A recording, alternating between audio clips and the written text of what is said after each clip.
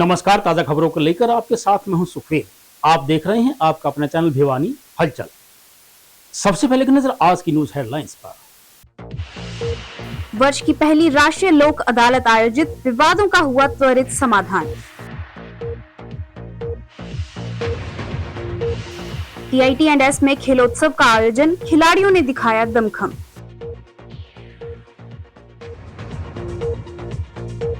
किसानों के लिए जलवायु परिवर्तन पर जागरूकता कार्यक्रम आयोजित। आदर्श महिला महाविद्यालय में आयोजित होगी एलुमनी मीट, सजेगा सखी संगम। 7 दिवसीय श्रीमद् भागवत कथा का समापन, उमड़ा श्रद्धालुओं का सैलाब।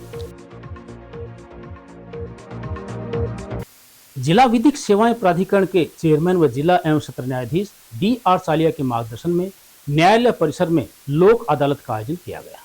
इस बारे में प्राधिकरण सचिव एवं CJM पवन कुमार ने बताया कि जिला मुख्यालय के अलावा तोशाम, सिवानी व लोहारू के न्यायिक परिसरों में भी इस वर्ष की पहली लोक अदालत का आयोजन किया गया है।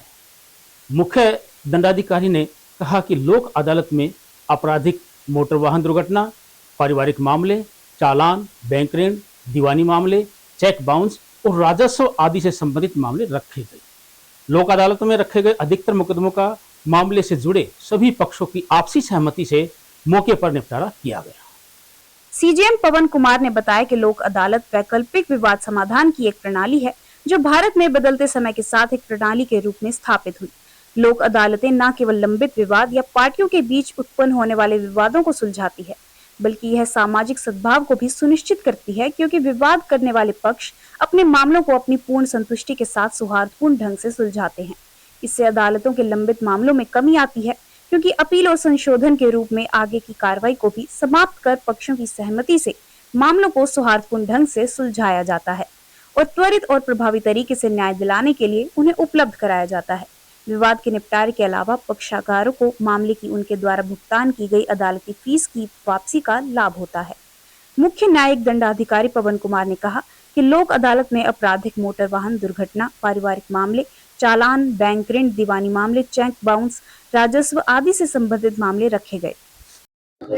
आज हम जिला अदालत भिवानी के प्रांगण में आए हैं और यहाँ पे हमने नेशनल लोक अदालत हमारी है जो चल रही है।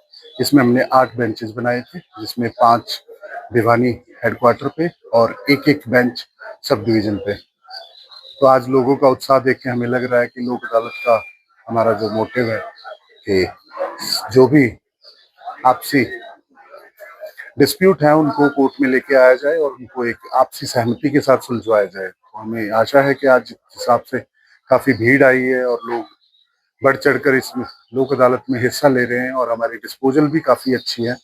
तो हम आशा करते हैं कि हमारी नेशनल लोक अदालत आज की बहुत सक्सेसफुल होगी और इस लोक अदालत के माध्यम से ही मैं आप सबको मैसेज देना चाहूंगा कि इसमें एक बहुत ही अच्छी चीज होती है कि आपकी जितनी भी पुरानी लिटिगेशन है वो खत्म हो जाती है, आपको बहुत आगे तक सुलभ न्याय मिल जाता है, आपसी जो डिस्प्यूट है वो खत्म हो जाते हैं और दोनों ही पार्टीज की विन विन सिचुएशन होती है। तो जितना हो सकता है लोक अदालत में आइए, अपने जो डिस्प्यूट्स हैं उनको रिजॉल्व करवाइए। Thank you. लोक अदालत में हमारे पास जैसे दीवानी मुकदमे, फौजदारी, कंपाउंडेबल, 138 चेक बाउंसेस, जो पारिवारिक अदालत के डिस्प्यूट्स हैं और ट्रैफिक चलान्स और जो भी छोटे पैटी ऑफेंसेस हैं, ये हम इन लोक अदालत में रखते हैं। 14 मार्च को राष्ट्रीय लोक अदालत का आयोजन सुप्रीम कोर्ट के माध्यम से किया जा रहा है, जिसमें हमारे डिस्ट्रिक्ट एंड सेशन जज श्रीमान DR सालिया जी के दिशा निर्देश पर राज्य विधिक सेवा प्राधिकरण हरियाणा में जो और भिवानी के माध्यम से राष्ट्रीय लोक अदालत भिवानी की अदालत में आज लग रही है, जिसमें मोटर दुर्घटना अधिनियम के जो क्लेम पेटिशन है उनका निपटारा, चालान का और जो पेटी ऑफेंस है भाईचारे के माध्यम से आपस में बैठकर उनका निपटारा किया जाता है। अदालतों के बढ़ते बोझ के कारण समय समय पर माननीय सुप्रीम कोर्ट ऐसी अदालतों का आयोजन करता है, जिससे कि आपसी भाईचारे के माध्यम से केसों का फैसला और अदालतों का बोझ भी कम हो। TITS कॉलेज में खेलोत्सव 2026 समारोह का आयोजन किया गया। उत्साह, अनुशासन और खेल भावना से आयोजित किए गए खेल उत्सव में प्रसिद्ध कबड्डी कोच सुमेर सिंह ने मुख्य अतिथि और दिल्ली से कबड्डी खिलाड़ी सुरजीत नरवाल व यूथ इंटरनेशनल एथलेटिक आरती सिवाच ने बतौर विशिष्ट अतिथि शिरकत की। खेल महोत्सव का शुभारंभ मुख्य अतिथि और कॉलेज के डायरेक्टर प्रोफेसर BK बेरा ने किया।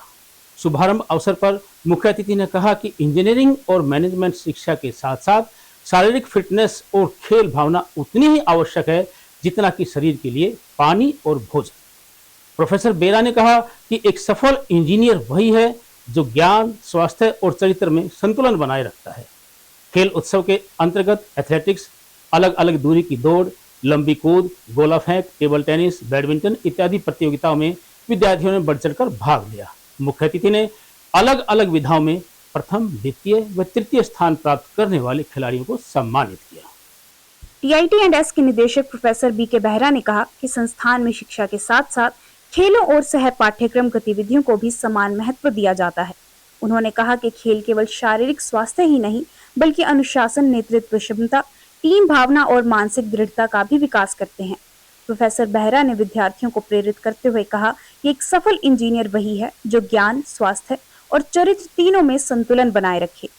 मुख्य अतिथि सुमेर सिंह ने कहा कि आज के समय में इंजीनियरिंग और मैनेजमेंट शिक्षा के साथ साथ शारीरिक फिटनेस और खेल भावना भी उतनी ही आवश्यक है। उन्होंने विद्यार्थियों को संबोधित करते हुए कहा कि खेल हमें हार और जीत दोनों को स्वीकार करना सिखाते हैं, जो जीवन की सबसे बड़ी सीख है। खेलोत्सव के अंतर्गत विभिन्न ट्रैक एंड एथलेटिक प्रतियोगिताएं आयोजित की गई, जिनमें 100 मीटर, 200 मीटर, 400 मीटर दौड़, रिले रेस, लंबी कूद, गोला फेंक तथा अन्य खेल गतिविधियां शामिल थी। इन प्रतियोगिताओं में विद्यार्थियों ने पूरे उत्साह और खेल भावना के साथ भाग लिया। खेलोत्सव 2026 से यह सिद्ध हुआ कि TITS भिवानी में शिक्षा के साथ साथ समग्र व्यक्तित्व विकास को भी समान महत्व दिया जाता है, जिससे विद्यार्थी शारीरिक, मानसिक और नैतिक रूप से सशक्त बन सके। संघर्ष के बिना कोई भी चीज नहीं होती, तो खिलाड़ियों को यही संदेश है, ये कुछ समय है जो निकल गया, बाद में कुछ नहीं है। अब मेहनत करो और बुराइयों से बचो और अपने माँ बाप का, देश का नाम रोशन करो। TIT कॉलेज जो है हमारा 1943 से बिरला जी द्वारा स्थापित किया हुआ है और ये संस्था ना सिर्फ टेक्नोक्रेट देश को प्रोवाइड करता है, उनके संपूर्ण सर्वांगीण विकास के लिए समय समय पर खेल कूद की प्रतियोगिताएं भी करवाई जाती है। आज TIT का एनुअल स्पोर्ट्स मीट डे है। ऐसे तो हमारे ये कंपटीशन का पिछले 15 दिनों से चल रहा है। आज फाइनल डे है और फाइनल डे में सारी इवेंट की जो फाइनल राउंड का कौन विनर होगा उसका निर्धारित हो जाएगा। स्पोर्ट्स TIT का एक बहुत इम्पोर्टेंट इवेंट माना जाता। हमारे मैनेजमेंट स्पोर्ट्स के लिए काफी फंड्स भी एलोकेशन कर रहे हैं। इस साल हमारे कॉलेज यूनिवर्सिटी कंपटीशन भी पार्टिसिपेट किया है। MD यूनिवर्सिटी में क्रिकेट और 100 मीटर बॉयज वॉलीबॉल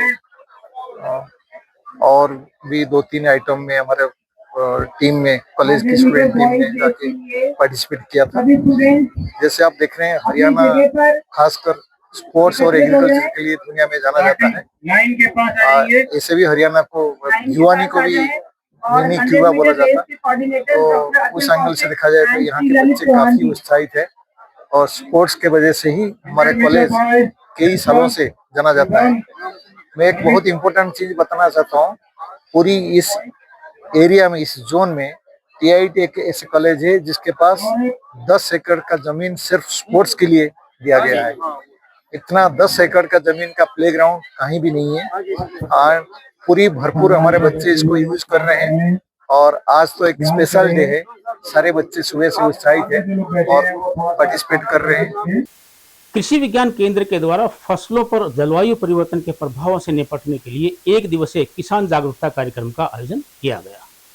इस अवसर पर कृषि मौसम विज्ञान विभाग के वरिष्ठ वैज्ञानिक डॉक्टर चंद्रशेखर डागर व सहायक वैज्ञानिक डॉक्टर अनिल ने जलवायु परिवर्तन के कारणों और इसके कृषि पर पड़ने वाले प्रभावों की जानकारी देते हुए कृषि प्रबंधन और मौसम के पूर्वानुमान पर प्रकाश डाला। कार्यक्रम समन्वयक डॉक्टर RS ढिल्लो की अध्यक्षता में आयोजित कार्यक्रम में डॉक्टर देवीलाल ने कृषि प्रबंधन और मौसम को लेकर व्यवहारिक सुझाव दिए। किसानों को जलवायु परिवर्तन के प्रभावों तथा उससे निपटने के उपायों के बारे में जागरूक करने के उद्देश्य से 1 दिवसीय किसान जागरूकता कार्यक्रम का आयोजन किया गया। कार्यक्रम में क्षेत्र के अनेक किसानों ने भाग लेकर जलवायु परिवर्तन से संबंधित महत्वपूर्ण जानकारियां प्राप्त की। कृषि मौसम विज्ञान विभाग के वरिष्ठ वैज्ञानिक डॉक्टर चंद्रशेखर डागर ने मौसम आधारित कृषि प्रबंधन, मौसम पूर्वानुमान के महत्व तथा किसानों द्वारा समय पर कृषि कार्यों को अपनाने पर प्रकाश डाला। कृषि विज्ञान केंद्र के वरिष्ठ समन्वयक डॉक्टर RS ढिल्लों ने कहा कि वर्तमान समय में जलवायु परिवर्तन कृषि के लिए एक बड़ी चुनौती बनता जा रहा है। तापमान में वृद्धि, वर्षा के असमान वितरण, सूखा तथा अत्यधिक वर्षा जैसी घटनाओं के कारण फसलों की उत्पादकता प्रभावित होती है। ऐसे में किसानों को वैज्ञानिक तकनीकों, जल संरक्षण, फसल विविधीकरण, जलवायु अनुकूल कृषि पद्धतियों को अपनाने की आवश्यकता है। कार्यक्रम के दौरान डॉक्टर योगिता बाली ने वन एवं जलवायु परिवर्तन के संबंध पर प्रकाश डालते हुए बताया कि पेड़ पौधे पर्यावरण संतुलन बनाए रखने में महत्वपूर्ण भूमिका निभाते हैं। डॉक्टर ममता ने मृदा स्वास्थ्य के संरक्षण तथा संतुलित पोषण प्रबंधन के महत्व के बारे में किसानों को जानकारी दी। डॉक्टर करिश्मा ने कृषि प्रणालियों में पेड़ों की भूमिका तथा जलवायु परिवर्तन के प्रभावों को कम करने में वानिकी के महत्व पर व्याख्यान दिया। आज का जो विषय था वो था मौसम परिवर्तन, जलवायु परिवर्तन, और उसके विषय में किसानों को जागरूकता के लिए ये कार्यक्रम किया गया था कि आज के अगर हम समय की बात करें तो जलवायु परिवर्तन एक बहुत ही गंभीर समस्या है और इसका असर भी नकारात्मक असर जो है हमारी खेती पर बहुत ज़्यादा पड़ रहा है, देखने को मिल रहा है। तो उस नकारात्मक असर को अगर ख़त्म नहीं कर सकते तो उसको कम करने के लिए या उसका जो नुकसान हमारी फसलों में जो मौसम की वजह से हो रहा है उसको कम करने के लिए किसानों का जागरूक होना मौसम के प्रति वो बहुत आवश्यक है। तो इसी चीज़ को ध्यान में रखते हुए ये जागरूकता कार्यक्रम आयोजित किया गया था यहाँ कृषि विज्ञान केंद्र भिवानी में, और इसमें किसानों को जो मोटे मोटे तौर पर बताया गया कि जलवायु परिवर्तन क्या है, क्यों है, कैसे हो रहा है, इसका असर हमारी जो खेती है उस पर पड़ रहा है और उस पड़ने वाले असर को, जो नकारात्मक असर को हम कैसे कम कर सकते हैं। तो इसी विषय पर जो किसानों के साथ आज बातचीत हुई और ये जागरूकता कार्यक्रम का आयोजन किया।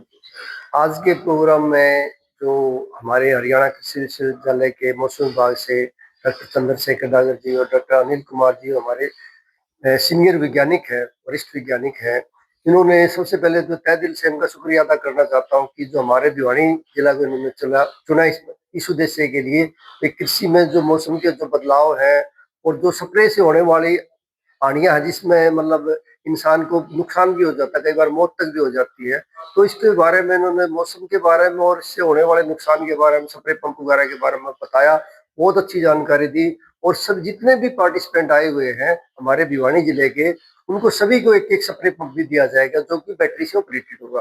तो इससे क्या होगा कि हमारा जो समाज के लोग हैं, ऐसी समाज के लोग हैं, उनके उत्थान में इनका बहुत एक मील का पत्थर साबित होगा, ताकि आगे अपने आजीविका वगैरह में बढ़ोतरी करने में और उनका इनकम वगैरह बढ़ाने में काफी योगदान रहेगा।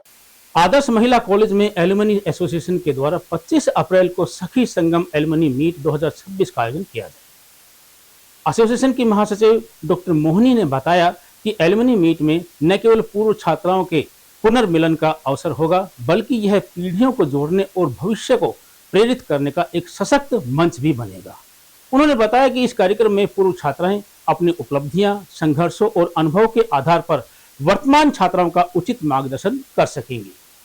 एसोसिएशन की महासचिव डॉक्टर मोहिनी ने बताया कि एलुमनी मीट की थीम पीढ़ियों को जोड़नी, भविष्य को प्रेरित करना रखी गई है, जो बात को रेखांकित करती है कि किस प्रकार पूर्व छात्राएं अपनी उपलब्धियों, संघर्षों और सीख के माध्यम से वर्तमान छात्राओं को मार्गदर्शन दे सकती हैं। एलुमनी मीट के दौरान विभिन्न सत्रों का आयोजन किया जाएगा, जिनमें प्रेरक संवाद, अनुभव साझा करने के मंच, सांस्कृतिक प्रस्तुतियां और संवादात्मक गतिविधियां शामिल होंगी। इससे महाविद्यालय और उसकी छात्राओं के बीच भावनात्मक और बौद्धिक संबंध और अधिक सुदृढ़ होंगे। इस एलुमनी मीट का उद्देश्य महाविद्यालय से शिक्षा प्राप्त कर चुकी छात्राओं को फिर से अपनी जड़ों से जोड़ना है।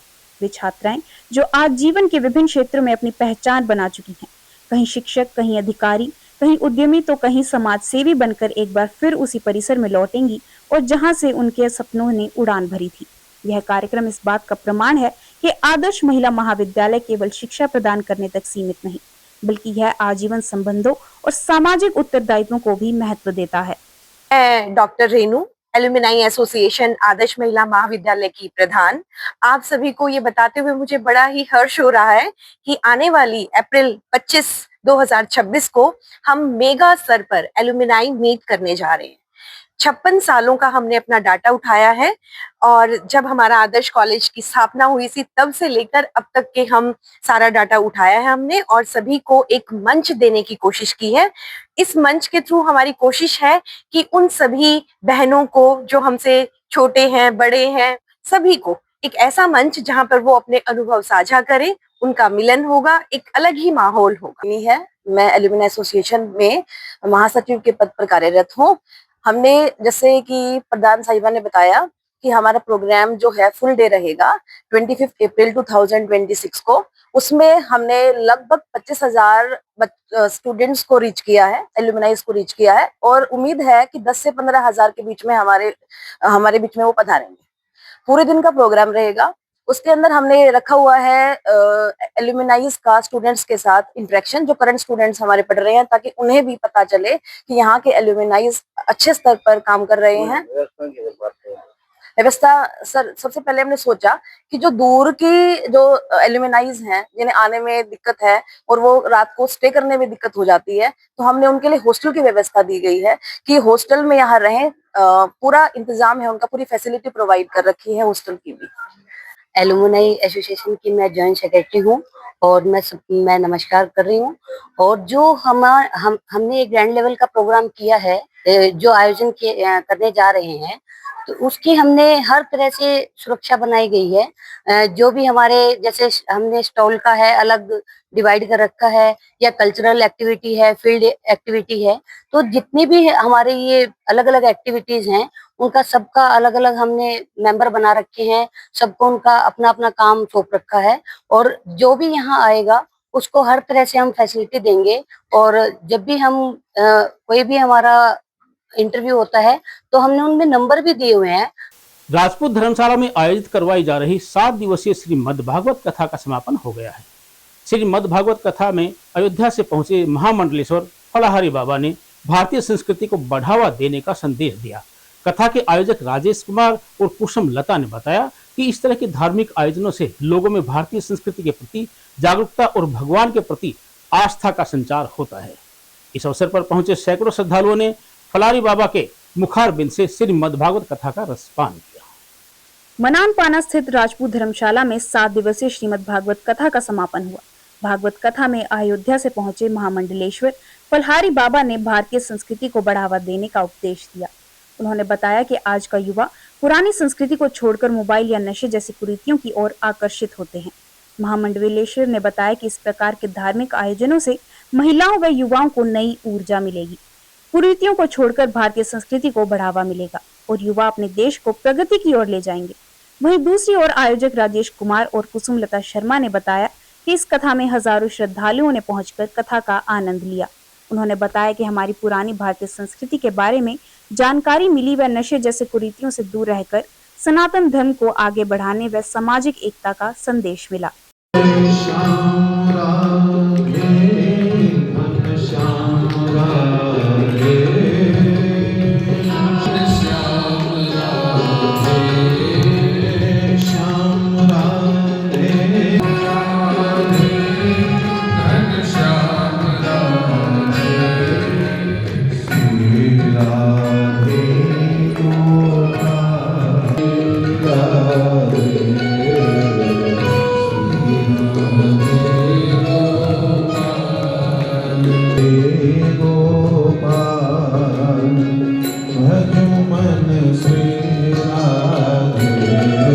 हमारे यहाँ मनानपाने में हम श्रीमद् भागवत कथा का आयोजन करवा रहे हैं, जिसमें अयोध्या से महामंडलेश्वर श्री फलाहारी बाबा यहाँ पधारे हुए हैं, जो कि बड़ी ओजस्वी भाषा में अपनी भागवत कथा का यहाँ प्रसारण कर रहे हैं और सभी भक्त बड़े ध्यान से और उनके विचारों का आयोजन जो वो कर रहे हैं, अपने विचार यहाँ प्रकट कर रहे हैं, उनका सभी सनातन धर्म की ओर बढ़ते हुए पालन कर रहे हैं। ये आयोजन बहुत ही शुभ और अच्छे प्रकार से हो रहा है। सभी बहनें यहाँ बढ़ चढ़ कर भाग ले रही हैं। अनेक प्रकार की झांकियां तथा और बहुत अच्छे अच्छे यहाँ कार्यक्रम प्रसारित हो रहे हैं। और जो है हमारे परिवार ने जो है कॉलोनिया परिवार जो है इन्होंने सप्तांत भागवत कथा का आयोजन किया है और इस कथा के माध्यम से ये प्रचार प्रसार किया जा रहा है कि जो आने वाली हमारी नस्लें हैं, आने वाले बच्चे हैं, वो अच्छे संस्कारित बने, उनको जो है सही रास्ते पे चले, बुराइयों से बचें। जैसे आजकल युवा पीढ़ी जो है गलत खान पान, गलत व्यवहार और गलत चाल चलन से जो है बहुत गहराई में जा रही है, गर्द में जा रही है, बेकार हो रही है। तो उसको उससे बचाने के लिए और देश के को एक अच्छा नौजवान सौंपने के लिए जो है हमने ये कथा का आयोजन किया है। और अंत में फिर से एक नजर आज की न्यूज हेडलाइंस पर। वर्ष की पहली राष्ट्रीय लोक अदालत आयोजित, विवादों का हुआ त्वरित समाधान। TIT&S में खेलोत्सव का आयोजन, खिलाड़ियों ने दिखाया दमखम।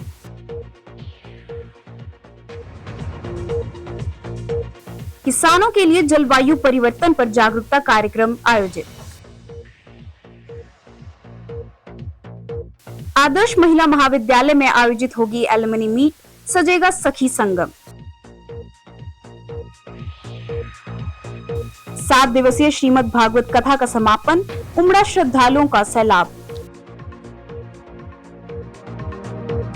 अब मुझे दीजिए इजाजत, देखते रहिए आपका अपना चैनल भिवानी हलचल।